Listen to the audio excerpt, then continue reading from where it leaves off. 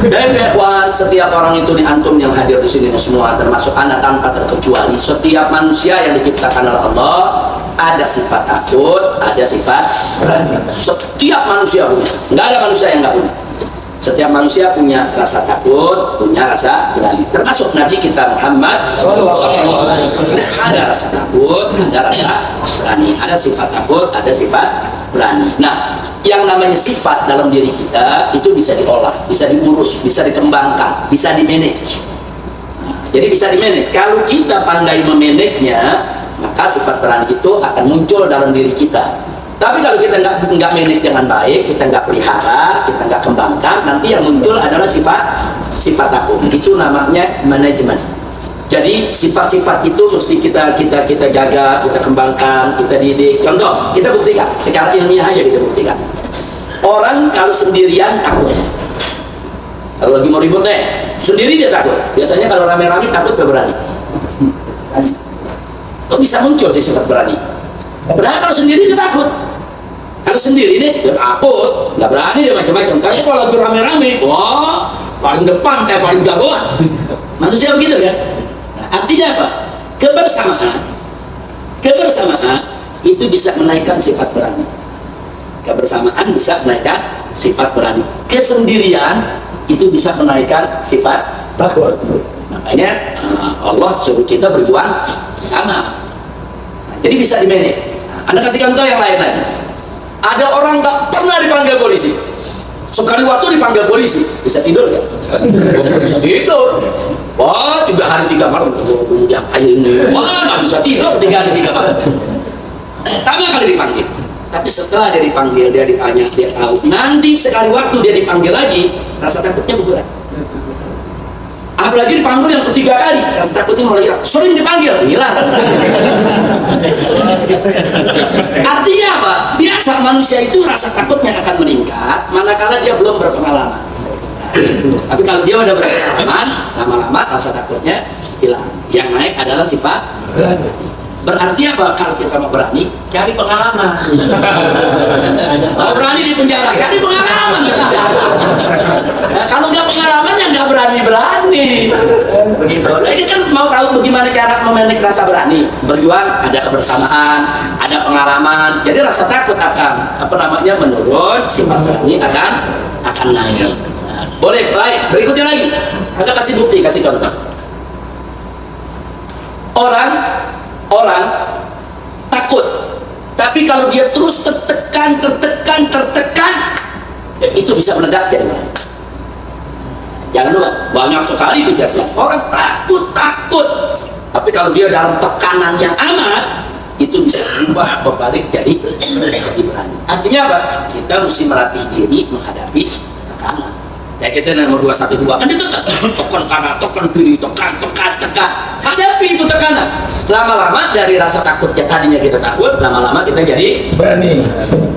Jadi sekali lagi ya kawan, itu trik-trik bagaimana kita manage hati kita supaya rasa berani naik, rasa takut menurun. Tapi ada yang lebih penting dari itu semua. Yang lebih penting dari itu semua adalah sebagaimana amanat Allah dalam Al-Quran, ala bidzikrillahi. Jadi Allah udah kasih tahu tuh, ingat dengan zikir kepada Allah hati akan tenang. Hati yang tenang itulah hati yang berani.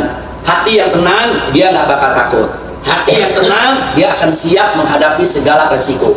Jadi menenangkan hati itu penting. Bagaimana cara menenangkan hati? Dengan zikir, perbanyak zikir.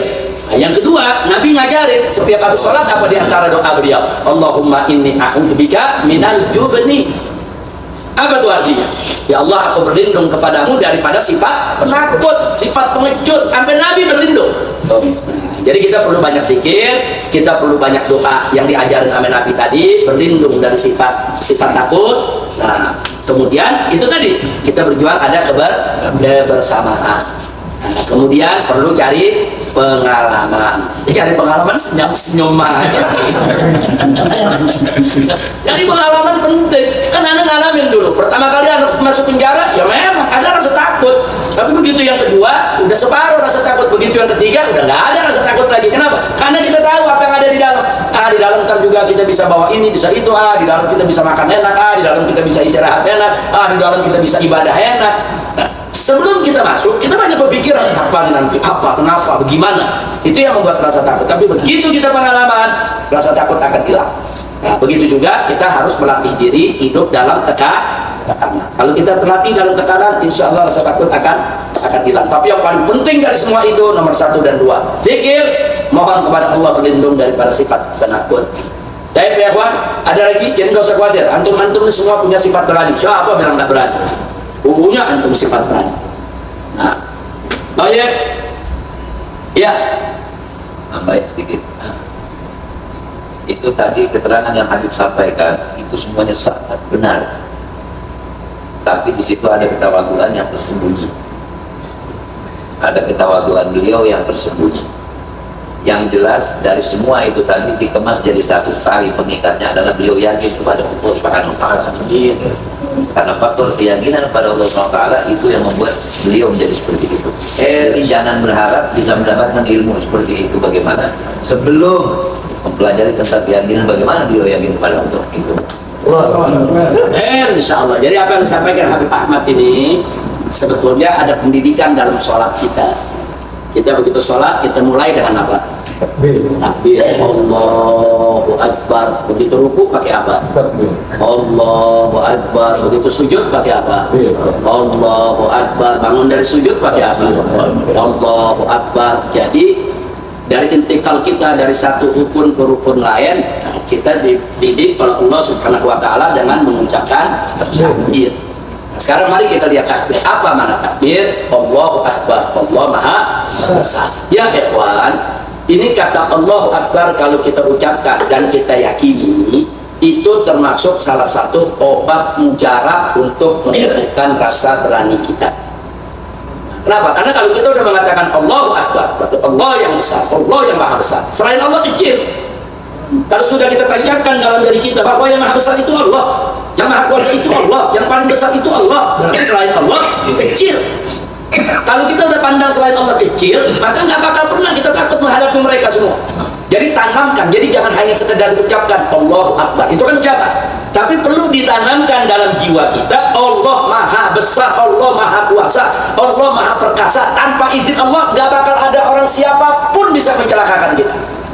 Dan tanpa izin Allah tidak ada siapapun bisa membantu kita. Nggak ada, semua bergantungnya kepada siapa? Allah. Kalau Allah udah ada di hati kita, Allah lindungi kita, maka tidak ada orang yang bisa memberikan manfaat kepada kita, sebagaimana juga tidak akan ada bisa orang yang memberikan madarat kepada kita tanpa izin Allah. Itu apa mujarab. Jadi kalau setiap hari kita diajarkan Allahu Akbar, Allahu Akbar, Allahu Akbar, Allahu Akbar, emang untuk apa? Bukan sekedar mengucapkan Allahu Akbar. Tatkala kita ucapkan Allahu Akbar, tanamkan dalam jiwa kita Allah yang Maha Besar, Allah yang Maha Kuat, Allah yang Maha Perkasa, Allah yang Maha Agung. Nggak ada siapapun bisa menyentuh kita tanpa izin Allah yang Maha Besar. Kita bisa lihat Nabi alaihissalatu wassalam ketika sedang beristirahat dalam satu perjalanan, kemudian beliau gantungkan, beliau punya pedang di pohon yang ada di sampingnya. Beliau lelah, capek, tidur. Nggak lama kemudian ada orang datang, musuh Islam yang datang, ngambil itu pedang. Kemudian dia lepas dari sarungnya, dia bangunkan Nabi dengan pedang. Gom ya Muhammad, ayo bangun ya Muhammad. Begitu Nabi bangun, pedangnya udah dari tangan musuh. Apa dikatakannya Muhammad? Siapa yang bisa selamatkan engkau dari aku saat ini? Sahabat nggak ada di situ. Siapa yang bisa selamatkan engkau saat ini dari pedang ini? Luar biasa. Ini musuh di depan megang pedang, itu pedang ditaruh di leher Nabi, sambil nanya, yang bisa nyelamatin ente siapa sekarang? Nabi sudah menjawab satu kata, Allah. Begitu kata-kata Allah keluar dari mulut Nabi, itu orang gemeter. Dia gemeter badannya, ini pedang dia nggak bisa pegang, terlepas. Dengkulnya lemes, dia jatuh.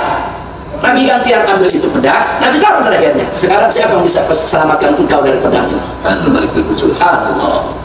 Jadi mengucapkan kata Allah, baru Allah saja, kalau diucapkan dengan yakin, dengan iman, dengan takwa, itu bisa menggentarkan musuh ya Tuhan. Itu ajaran dari Nabi. Jangan nanti ada yang bilang Habib itu kan Nabi, kalau kita kan Nabi. Justru Nabi sebagai uswah buat kita. Nabi sebagai contoh bagaimana kalimat Allah bisa menggentarkan musuh.